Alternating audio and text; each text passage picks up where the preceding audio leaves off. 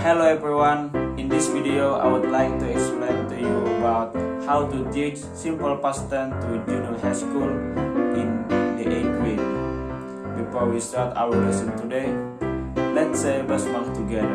Bismillahirrahmanirrahim. Let's begin.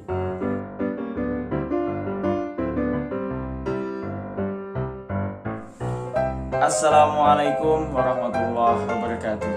Alhamdulillah, wassalatu wassalamu ala rasulillahi amma ba'd. Hello students, who are you? I think you are in good healthy, so am I. Okay, before we start our lesson today, let's pray together according to your beliefs. Berdoa dimulai. Okay, now I will check your attendance. Ahmad Rijali, Ahmad Baihaqi, Sasya Laura Ajijah, Ira Yasha, and the last one is Mariani. Okay, student, thank you for your response. And now, sebelum kita memasuki pelajaran, ada yang tahu nggak what is the topic for our lesson today? Kita belajar apa hari ini?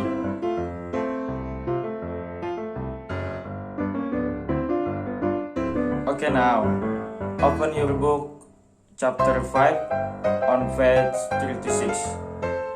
Buka buku kalian chapter 5 halaman 36. Have you done, guys? Ahmad Baihaqi, what is the topic for our lesson today? Simple past tense. Okay, good. Ada yang tahu nggak what is definition of simple past tense?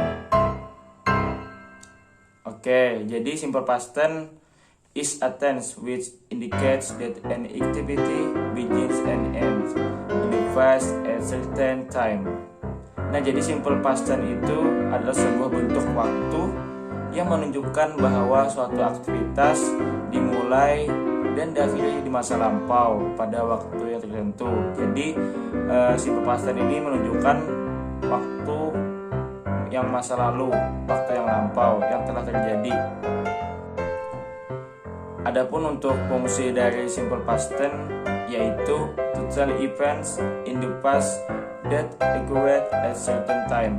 Jadi fungsi dari simple past tense itu digunakan untuk menceritakan kejadian di masa lampau atau di masa lalu yang terjadi pada waktu yang tertentu, seperti last month, last week, or 2 days ago. Adapun keterangan waktu in simple past tense, the adverb of time is written specifically. The time information that is usually used is ago, yesterday, last week, last month, last year, 2 days ago. Dan keterangan waktu yang digunakan pada simple past tense ini adalah ditulis secara spesifik, seperti yesterday, last week, last month, 2 days ago, last year, etc. Sampai sini sudah paham nggak apa itu simple past tense dan kegunaan dan waktu yang tepat untuk digunakan? Oke, lanjut ya. Oke, selanjutnya adalah simple past tense are divided into nominal sentences and verbal sentences. Nah, jadi kalimat simple past tense ini terbagi menjadi dua, yaitu nominal dan kalimat verbal. Adapun kalimat nominal adalah in which the main verb is not followed but is usually followed by noun, adjective, or adverb. Jadi kalimat nominal ini adalah kalimat yang diikuti oleh kata kerja utamanya, tetapi biasanya diikuti oleh kata benda, kata sifat, dan kata keterangannya. Jadi intinya kata nominal ini tidak menggunakan kata kerja ataupun kata yang menunjukkan aktivitas, tapi menggunakan kata noun seperti kata sifat, kata benda, ataupun keterangan waktu. Nah, seperti itu. Adapun untuk verbal sentences are sentences in which there is an activity, action, which is indicated by the existence of the main verb. Nah, jadi sebaliknya, adapun kalimat verbal adalah kalimat yang di dalamnya terdapat suatu aktivitas atau perbuatan yang ditunjukkan dengan adanya kata kerja utama. Jadi kata verbal ini menggunakan verb kata aktivitas, contohnya itu seperti bermain, in English is play. Nah, itu adalah sebuah kata kerja atau sebuah aktivitas. Nah, seperti itu. Oke, sampai di sini sudah paham nggak? What is nominal, what is verbal? Mungkin untuk lebih pahamnya kita masuk ke contoh. Oke, lanjut. Oke, adapun contoh yang digunakan dalam verbal dan nominal bisa dilihat seperti foto yang di atas. Dan rumus yang digunakan dalam verbal yaitu kalau kalimat positif yang pertama subjek plus verb 2. Adapun negatif subjek plus did plus not plus verb 1. Adapun kalimat interrogatif atau pertanyaan did plus subjek plus verb 1. Nah, jadi untuk kalimat verbal ini atau verbal sentences ini adalah kata kerja atau activities. Adapun contoh yang digunakan untuk kalimat positif yaitu Body fly football last month. Budi fly football last month. Nah, seperti rumus yang di atas, untuk positif adalah subjek plus verb 2. Nah, di sana kan Budi adalah subjek, fly adalah verb 2. Sedangkan last month adalah pelengkap atau complement, outcome of time. Nah, adapun contoh kalimat negatif dari verbal sentences yaitu Budi didn't play football last month. Budi tidak bermain bola bulan kemarin, bulan yang lalu. Dan di sana kan did not play. Kenapa di sini menggunakan did not? Karena itu menunjukkan bahwa negatif. Dan kenapa di sana menggunakan play atau verb 1? Karena menurut rumus yang ada di simple past tense itu menggunakan verb 1 yaitu play. Adapun verb 2-nya adalah played. Oke, masuk ke contoh yang ketiga yaitu interrogatif atau bentuk pertanyaan. Did Budi play football last month? Apakah Budi bermain bola bulan yang lalu? Adapun contoh yang ketiga yaitu interrogatif atau pertanyaan. Did Budi play football last month? Apakah Budi bermain bola bulan yang lalu? Di sana ada menggunakan did seperti yang ada di rumus, yaitu di permulaan ketika itu bentuk pertanyaan. Di setelah itu ada subjeknya itu Budi. Di setelah itu ada verb 1 yaitu play. Nah, begitu kawan-kawan. Jadi verbal sentence-nya adalah kalimat yang menunjukkan kegiatan atau aktivitas. Dan rumusnya pun seperti yang ada di foto ini kalau menggunakan verbal sentences. Oke, lanjut. Adapun verbal sentences biasanya rumus yang menggunakan was and were. Adapun was digunakan untuk subjek I, she, he, it. Sedangkan were digunakan untuk subjek you, they, we. Dan apabila negatif itu menggunakan was not, apabila dan were not. Dan apabila bentuk pertanyaan was atau were itu ditaruh di depan seperti verbal sentences. Tapi bedanya di sini menggunakan was sama were, sedangkan di verbal sentences itu menggunakan verb 1 atau verb 2. Nah, seperti itu.